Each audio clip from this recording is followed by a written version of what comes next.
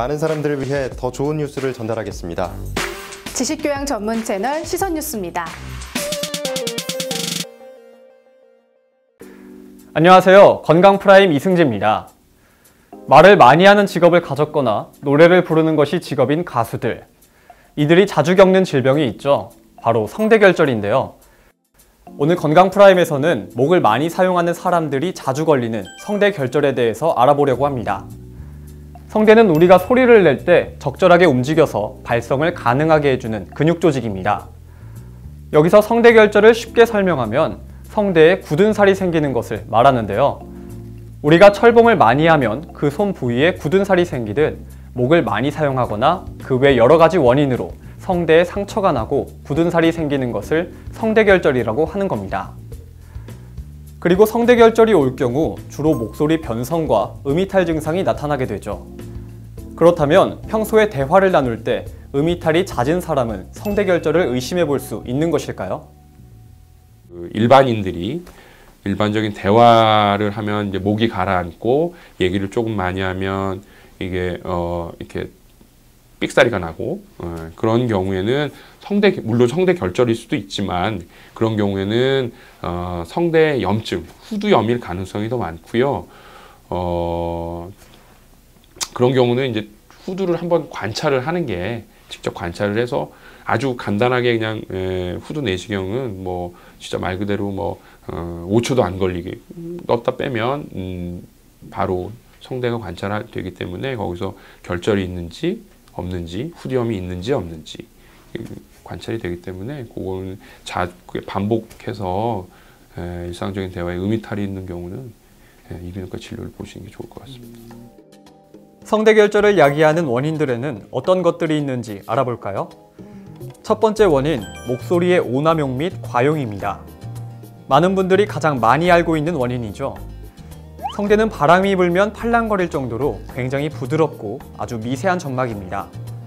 때문에 고함을 지르거나 큰 소리를 내게 되면 이 점막에 강한 충격이 가서 상처가 생기는 것이죠.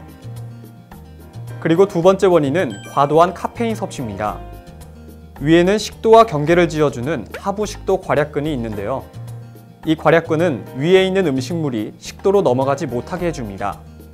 하지만 카페인을 섭취하게 되면 하부식도 괄약근의 힘이 약해지면서 위산이 더 쉽게 역류할 수 있죠. 세 번째 원인은 야식 섭취에 있습니다.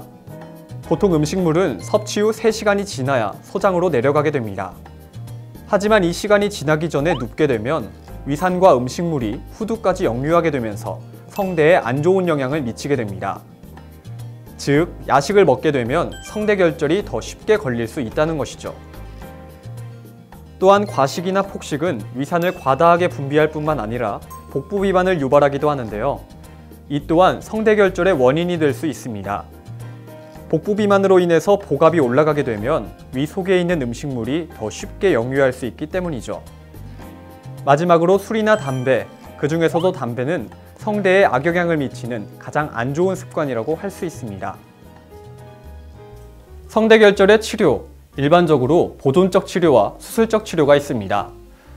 수술적 치료의 경우 수술이 어렵지는 않지만 전신 마취를 해야 하는 부담이 있고 또 수술 후에 목소리에 변화가 생기기 때문에 되도록 자제한다고 합니다.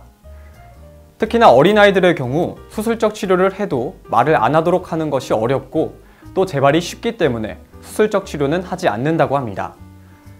그렇다면 보존적 치료의 핵심은 무엇일까요? 바로 말을 하지 않는 것입니다. 초기 성대결절의 경우라면 말을 하지 않는 것만으로도 사라지게 되는데요. 이때 음성 치료를 통해서 잘못된 발성 혹은 호흡 방법을 같이 교정해주면 대부분이 호전됩니다. 이외에도 위산 역류로 인해 발생하는 성대결절을 치료하기 위해서 약물 치료를 병행하기도 합니다. 그런데 여기서 생기는 궁금증이 하나 있습니다. 최근 방송에서 한 가수가 자신이 득음을 하기 위해서 성대를 찢고 휴식하는 과정을 반복했다고 말해서 화제가 되기도 했는데요. 이런 행동, 오히려 성대에 악영향을 미치는 것은 아닐까요? 가수분들이나 판소리 하시는 분들이 모든 사람이 성대결절을 갖고 있지는 않지만 많은 분들이, 굉장히 많은 다수의 분들이 성대결절이 있어요.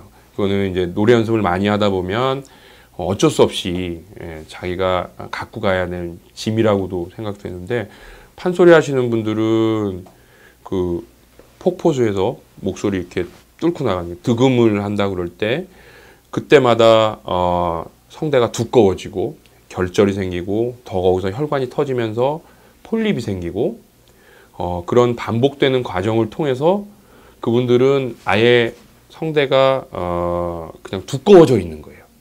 그걸로 자기 목소리가 정형화되고 트레이드 마크가 되는 거고, 그게 탁성이 될 수도 있고, 아니면 뭐 아주 뭐 꾀꼬리 같은 소리가 될 수도 있고, 아니면 고음이 될 수도 있는 거고, 익히 알고 있는 뭐 아주 탁한 목소리를 가지고 있는 가수들, 그런 분들은 대체로 다 성대 결절이 있어요.